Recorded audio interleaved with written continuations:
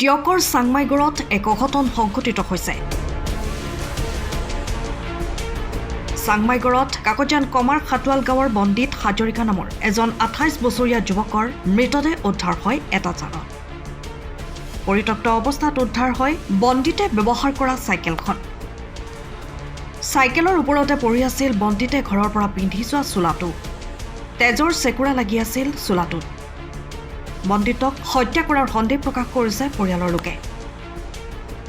পৰিয়ালৰ এজাহাৰৰ ভিত্তিত আৰক্ষীয়ে ঘটনাস্থলীত উপস্থিত হৈ তদন্ত আৰম্ভ কৰি SDRF বাহিনীয়ে স্থানীয় ৰাজ্যৰ সহযোগত বন্দিতৰ মৃতদেহ উদ্ধাৰ কৰে চাংমাইগড়ৰ মাজেৰে পাৰ হৈ যোৱা যানটোত।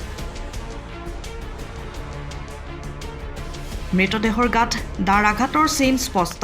যোৱাকালি মোৰ মাজু বৰ্তাৰ ল'ৰা শ্ৰী বন্দিত হাজৰিকা, তাৰ বয়স 28 বছৰ হ'ব, সি নিৰুদ্দেশ হৈ আছিলে। আচলতে সন্ধিয়া 6:37 বজাত সি মোক ফোন কৰিছিলে।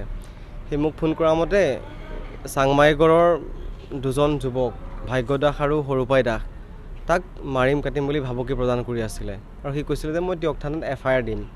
তেতিয়া মই ক'লোঁ যে এইবোৰ ৰাতি সন্ধিয়া সময় হৈ গ'ল, কাজিয়া কৰিব নালাগে, তই ঘৰলৈ আৰামছে ঘৰলৈ গুচি আহ, আমি কাইলৈ চাই ল'ম, এনেকৈ ক'লোঁ তাক। তাৰপাছত এজন দুজন গাঁৱৰ ল'ৰালৈ সি আৰু ফোন কৰিছিলে এই বিষয়ে, কিন্তু এজন দুজন হয়তো ফোন পিক আপ কৰা নাছিলে, মই যিটো আজি গম পাইছোঁ। তাৰপাছত 3জন চাংমাইগড়ত স্থায়ী বাসিন্দাৰূপে থকা আমাৰ গাঁৱৰে 3জন ব্যক্তিয়ে আমাৰ ঘৰলৈ ফোন কৰি জনাইছিলে, মোৰ বৰ্তাৰ ঘৰলৈ ফোন কৰি জনাইছিলে। আৰু তেওঁলোকে ক'লে যে যোনটো জেগাত তেওঁলোকৰ বহা বা পামটো আছে তাৰ সমীপত বন্দিত হাজৰিকাৰ নিজৰ চাইকেলখন পৰি আছিল আৰু সেই পৰি থকা চাইকেলখনৰ ওপৰত সি পিন্ধি থকা চোলাটোত মানে তেজৰ চেকুৰা আৰু চুলি লাগি আছিলে। আৰু তেতিয়া সেই কথাটো শুনি একচুৱেলি আচলতে আমি খুব শিহৰিত হ'লোঁ, আমি খুব ভয় খালোঁ। আৰু তেতিয়া আমি খবৰটো পোৱাৰ পাছতেই আমি তাৎক্ষণিকভাৱে ঘটনাস্থলীত উপস্থিত হওঁ। আৰু সেইটো সময়তে মোৰ ডাঙৰ বৰ্তাৰ ল'ৰা শ্ৰী সঞ্জীৱ হাজৰিকাই টিয়ক থানাকো এই বিষয়ে অৱগত কৰে। কিন্তু কালি আমি সন্দেহ প্ৰকাশ কৰিছিলোঁ এই দুজন যুৱকে তাক মানে কিবা নকৰিবলগীয়া কৰিছে বুলি। তেওঁলোকৰ নাম হ'ল ভাগ্য দাস আৰু সৰুপাই দাস।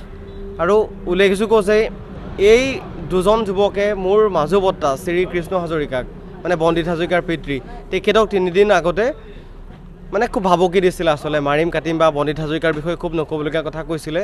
তেতিয়া মোৰ বৰ্তাই তাক বুজাইছিলে যে এইবিলাক লগৰে ল'ৰা, মানে এইবিলাক কৰিব নালাগে।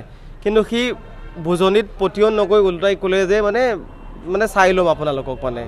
কিন্তু আজি 3 দিনৰ পাছত এই খুব দুৰ্ভাগ্যজনকভাৱে এই নহ'বলগীয়া ঘটনাটো সংঘটিত হ'ল। আৰু গতিকে মই এই ঘটনাত প্ৰত্যক্ষভাৱে শ্ৰী ভাগ্য দাস আৰু সৰুপাই দাস, তেওঁলোকৰ পিতা মৃত প্ৰফুল্ল দাস, আমি তেওঁলোকক জগৰীয়া কৰিছোঁ। আৰু গতিকে আমি টিয়ক থানাত এজাহাৰ দাখিল কৰিছোঁ। আমি আশা কৰিম খুব সোনকালে অতি শীঘ্ৰে তেওঁলোকে এই দুজন কালভৃতক ধৰি আনিব আৰু আমাক ন্যায় প্ৰদান কৰিব। আৰক্ষী ভাৰপ্ৰাপ্ত আৰক্ষী বিষয়া আজি ঘটনাস্থলীত উপনীত হ'ল আৰু তেওঁ স্পট ভেৰিফাই কৰিলে আৰু আমাক তেওঁ সহযোগিতা যথেষ্টখিনি কৰিছে বাৰু আজি, যিটো সহযোগিতা আচলতে আমি কালি পোৱা নাছিলোঁ। কালি আমি থানালৈ আহিছিলোঁ, কিন্তু ইয়াৰে এজন S কলিতা, সম্ভৱ তেওঁৰ নাম S কলিতা, তেওঁ আমাক মানে যিকণ আমাক সহানুভূতি দেখুৱাব লাগিছিল তেওঁ নেদেখুৱালে। ওলোটাই মোৰ ডাঙৰ বৰ্তা ল'ৰাজন আহোঁতে তাৰ সি ড্ৰিংকছ কৰিছে নে কিবা এইবিলাকহে তেওঁ চেক কৰিছিলে। আৰু সেইটো কাৰণে সেই কথাটো আমি ক্ষুণ্ণ হৈছোঁ আৰু তেওঁৰ বিষয়ে আমি ডেফিনেটলি নিশ্চিতভাৱে বিহিত ব্যৱস্থা ল'ম, কাৰণ he is not above the law, right? So' আইনৰ ঊৰ্ধত কোনো নহয়, কাৰণ আমিও আইনক সন্মান কৰোঁ। আৰু গতিকে মই আশা কৰিম, যিহেতু আমি কালপ্ৰিত দুজন, আৰু এটা কথা মই ক'বলৈ থাকি গৈছে, কাৰণ আজি যিটো স্থানত ঘটনাটো সংঘটিত হ'ল সেই উক্ত এলেকাৰ যিখন চাংমাইগড়ৰ গড়খাইত যাৰ আমি বন্দিত হাজৰিকাৰ মৃতদেহটো উদ্ধাৰ কৰিবলৈ সক্ষম হ'লোঁ, কিন্তু সেই এলেকাৰ ভাগ্য দাস আৰু সৰুপাই দাসৰ পৰিয়ালৰ বাহিৰে বাকী সকলো ব্যক্তি ঘটনাস্থলীত উপস্থিত হ'ল, কিন্তু তেওঁলোকৰ কোনো সুসূত্ৰ নাই। গতিকে আমি আৰক্ষীক অনুৰোধ নহয়, আমি দাবী জনাইছোঁ, আমাৰ ল'ৰাৰ মৃত্যুৰ বাবে যাক আমি জগৰীয়া কৰিছোঁ, যি হত্যাকাৰী, তেওঁলোকক অতি সোনকালে ধৰিব লাগে আৰু আমাক ন্যায় প্ৰদান কৰিব লাগে।